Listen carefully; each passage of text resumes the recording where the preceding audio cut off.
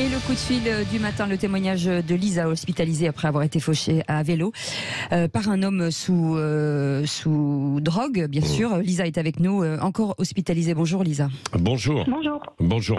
Merci d'être avec nous pour témoigner de ce que vous vivez et pour exprimer aussi une forme de colère. Alors, il y a 6 mois, vous avez été fauché à vélo dans la rue alors que vous rentriez du travail. Le conducteur en face avait franchi en fait une ligne blanche, c'est ça, il se trouvait à contresens. Racontez-nous. Oui, c'est ça. En fait, il a franchi une ligne continue. Il a doublé en plein virage juste avant 2 haricots pour se retrouver à contresens et venir me percuter de plein fouet. Ouais, et de plein fouet. Il était sous cannabis. Et il était sous cannabis. De cannabis. Voilà, ça a été vérifié par la suite, c'est ça. Oui, il en avait sur lui et il venait de fumer un joint. Il a fini par l'avouer. Oui, c'est ça. Alors revenons sur votre blessure, votre hospitalisation, parce que ça fait 6 mois que vous vivez entre guillemets ce cauchemar. Oui, tout à fait. Alors au niveau physique.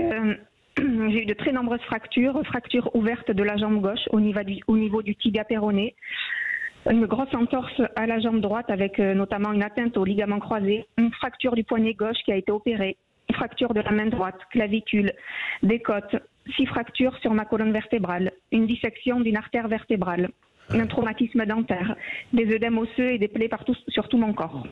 Ouais. Bon, c'est une véritable torture physique que vous subissez. Et psychologiquement, Lisa ? Tout à fait. Non, j'allais le rajouter, c'est une torture autant sur le plan physique que psychologique. J'ai vraiment vécu un vrai cauchemar. Je me suis retrouvée alitée du jour au lendemain. J'étais alitée à place stricte pendant plus d'une semaine. Je ne pouvais pas bouger, pas relever ma tête. Et après, pour pouvoir ne serait-ce que redresser mon buste sur mon lit, je devais porter un corset qui m'immobilisait de la colonne jusqu'à ma tête, y compris ma mâchoire, pour enfin ensuite finir en fauteuil roulant électrique pendant de nombreuses semaines. Ouais. Et aujourd'hui, Lisa, vous avez 32 ans, je le rappelle. Comment vous sentez-vous ? Aujourd'hui, je souffre toujours, tout autant sur le plan physique que psychologique. Mes douleurs, elles sont omniprésentes, du matin jusqu'au soir, y compris mes nuits, et j'ai toujours des cauchemars. Ouais. Ça m'empêche de vivre une vie normale, ma vie d'avant. Je ne peux toujours pas porter de charges lourdes, je suis vraiment dépendante, je vis comme une handicapée. Et aujourd'hui, je suis toujours en hospitalisation, je passe mes journées entre mes séances de rééducation, mes examens médicaux, mes consultations, toutes les contraintes administratives. Et je suis encore loin d'être consolidée. Bah oui, c'est ça, vous allez encore avoir des conséquences, vous allez en subir pendant quelques années. Quelles seront les séquelles, justement ? Moi, sur le plan physique. Physique, oui. Qu'est-ce que...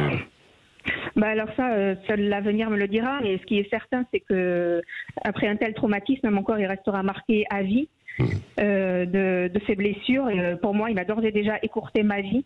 Ouais. J'ai déjà aujourd'hui l'impression d'avoir 85 ans. Je suis avec toutes mes raideurs et mes rhumatismes. Ouais. Et vous espérez retrouver une vie normale ? Vous allez pouvoir remarcher, essayer d'avoir une vie de famille ? Écoutez, je me pose beaucoup de questions, j'ai beaucoup d'interrogations sur mon avenir. Ouais. Je me pose toutes ces questions, comment je vais vieillir avec tout ça. Est-ce que je vais pouvoir reprendre ma vie d'avant, toutes mes activités physiques et sportives? Est-ce que je vais pouvoir porter un enfant, devenir maman, retrouver mon autonomie pour les actes de la vie quotidienne? Ouais. En tout cas, ce qui est sûr, c'est que je ne guérirai pas et j'aurai des séquelles. Ouais. Ça a été clairement dit. Lisa, un mot aussi sur le chauffard qui vous a percuté. Est-ce que vous l'avez rencontré? Est-ce qu'il est venu vous voir? Là, il vient d'être condamné, on va en parler. Oui, alors je l'ai vu uniquement à l'audience du coup de la semaine dernière. Oui.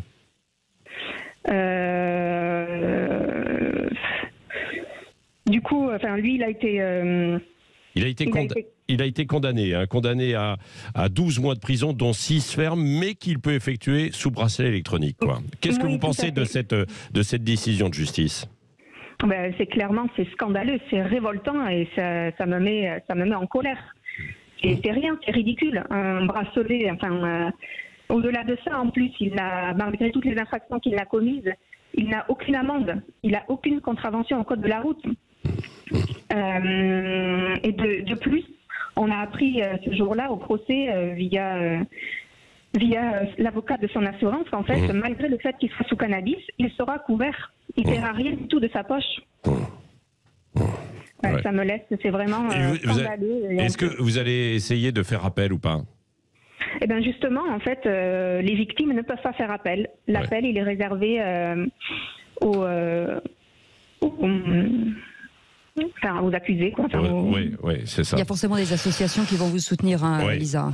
Bon, merci Lisa de ce témoignage, en tout cas poignant. On voulait vous donner la parole, évidemment, pour exprimer à la fois, pour témoigner de ce que vous vivez et pour exprimer votre colère. Merci d'avoir été avec nous ce matin en direct sur Sud Radio.